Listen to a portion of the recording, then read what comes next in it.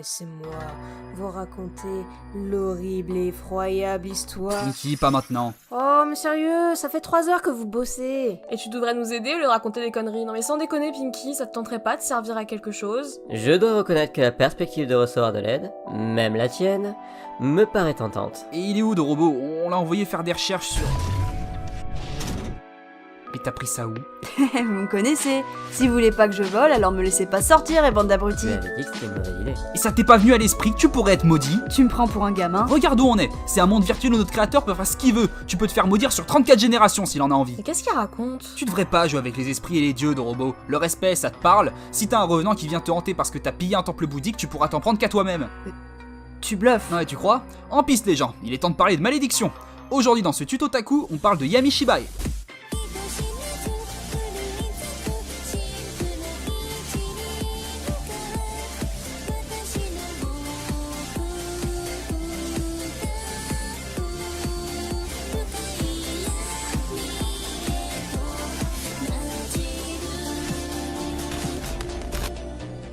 Yami Shibai, Japanese Ghost Stories, est un animé dont la première diffusion date de juillet 2013, produite par les studios ILCA et avec Takashima Tomoya à la tête du projet. En France, on peut le trouver gratuitement et en VOSTFR sur Crunchyroll. Cet animé est composé d'épisodes ne dépassant généralement pas les 5 minutes et raconte une histoire inspirée du folklore japonais et des légendes urbaines. Ce qui rend cet animé particulier, entre autres selon moi, c'est sa forme inspirée du théâtre populaire japonais qu'on appelle le Kamishibai.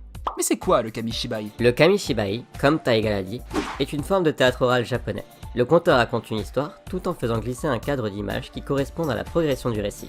Le Kamishibai est encore assez représenté dans les médias actuels, comme une tradition qui ne s'est pas perdue, même si elle a évolué. Par exemple, dans Zelda Phantom Hourglass et Spirit Tracks, le personnage de Nico résume aux joueurs les jeux précédents en utilisant le Kamishibai. Cet animé s'inspire donc de la forme du Kamishibai et les épisodes de la saison 1 commencent tous avec cet extrait.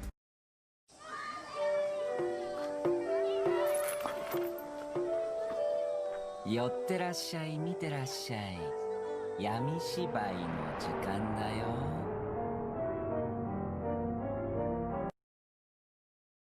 Oh, qu'est-ce que c'est que ce truc là? Putain, cette dégaine de pédophile. Et donc ce monsieur qui a l'air bien trop content d'avoir des enfants autour de lui pour pas qu'on appelle les flics quand on le voit, est le fil conducteur de toutes les scénettes qu'on aura l'occasion de voir dans cet animé. Si les 15 premières secondes sont très importantes pour marquer le ton d'un animé d'horreur, alors Yami Shibai décroche la palme sans problème. Rien que le masque no du détournement de mineurs te met dans le bain. L'animé a un style particulier, basé souvent sur des images fixes animées en point d'ancrage qui donne cet aspect découpage-collage évocateur du Kamishibai. Donc c'est animé de manière feignante. Oui, mais c'est bien fait.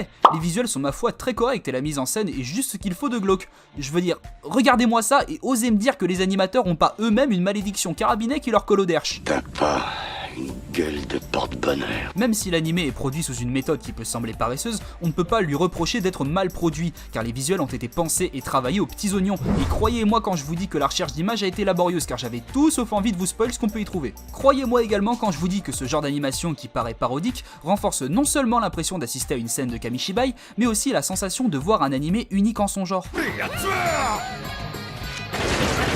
Ouais bon, pas unique mais il a tenté. Cette méthode d'animation met également en lumière un fait essentiel et indéniable. On n'a clairement pas besoin d'une animation archi fluide ou de moyens de malade pour inspirer un sentiment de malaise. Ça devrait être évident pour tout le monde, mais si on s'y prend bien, on peut inspirer la peur avec un bout de chiffon taché de suie et un peu de coulis de tomate. Mes meilleurs exemples, c'est le jeu Deathmark, une espèce de VN, et Sanitarium, un point and click. Et si vous croyez qu'un jeu qui vous fait chasser des fantômes sur des images fixes ne peut pas vous faire peur, alors je vous laisse vous faire tabasser par Deathmark. Bref, c'est pas parce que l'animé se concentre sur des images fixes qu'il ne réussit pas à vous tenir en haleine. La présentation est gérée et le climax de beaucoup d'épisodes traduit une maîtrise manifeste de tout ce qui est mise en scène. Bien évidemment, certains épisodes sont moins réussis que d'autres.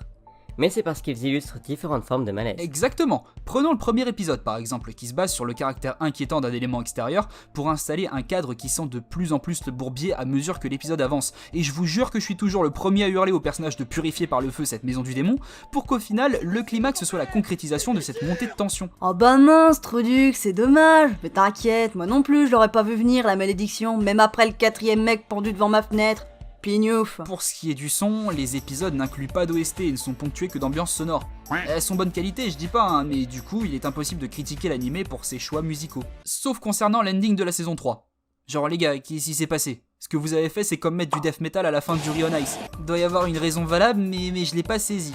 Mais là où Yamishibai a été intelligent, c'est en comprenant qu'il n'y avait pas qu'une manière de nous faire peur. Sans trop rentrer dans les détails, l'épisode nommé sobrement Taro est glaçant et nous prend en trip non pas en exploitant notre instinct de survie, mais notre sens de la compassion. Cet épisode du démon. Yamishibai nous rappelle que la peur ne passe pas que par un seul conduit. Le sel de cet animé passe aussi par une question simple.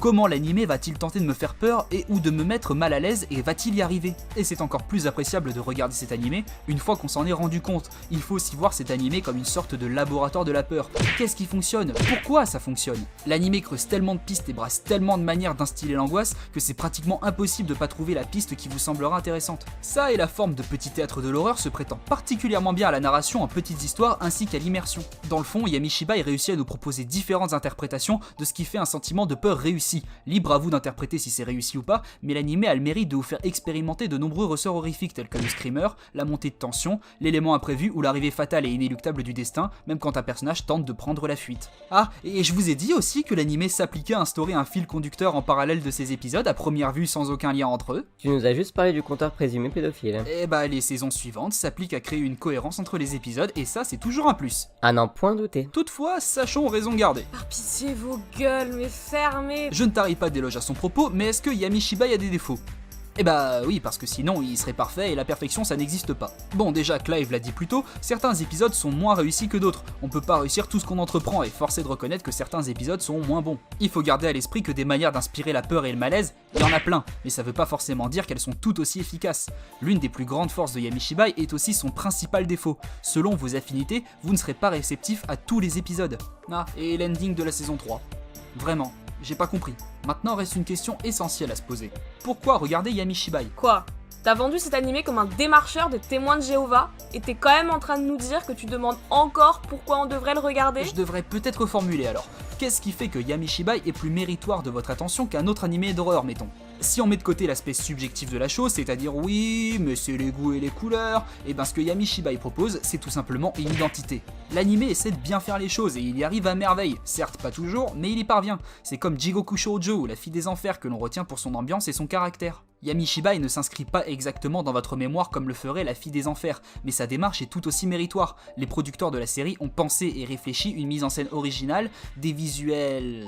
Bah j'allais dire saisissant, mais je refuse d'être saisi par ce monsieur, alors disons remarquable, et une ambiance sonore très bien gérée. L'animé a pris la peine de pas simplement être un énième tâcheron pseudo-effrayant, qui au final n'a d'effrayant que le fait qu'il a la prétention de l'être. Anosar, nous te regardons très très fort. Quoi d'autre? Bah la saison 2 est coproduite par Iguchi Noboru et Shimizu Takashi. Ce nom me dit quelque chose. C'est normal, c'est un réalisateur très connu. Pour conclure, Yamishibai s'est doté d'un style d'animation épuré, mais sublimé par une mise en scène et des visuels travaillés et une ambiance sonore qui compense une absence d'OST. Mais par-dessus tout, l'animé a cherché à avoir un nom. L'animé a cherché à avoir une identité. Yamishibai nous prouve qu'on n'a ni besoin de gore à outrance, ni de moyens faramineux mis en place pour stimuler l'âme et provoquer la peur. D'autant plus qu'on ressort vraiment du visionnage avec l'impression qu'on a vu du neuf fait avec du vieux, et le format de 5 minutes accentue encore davantage le côté « j'ai fabriqué un décor de théâtre avec une ficelle et un peu de pâte à fixe ». Ouais, ça m'a pas convaincu que j'étais maudit tout ça. Vous vous êtes juste servi de moi pour lancer le sujet du jour parce que vous aviez pas d'idée pour le faire autrement, hein? C'est trop là, salement. J'ai toujours dit que c'était une idée désolante. Ok, bon, j'aime pas trop qu'on se foute de ma gueule, donc je vais aller ranger ma prise dans ma chambre, et je vous emmerde, hein, au passage. Quoi?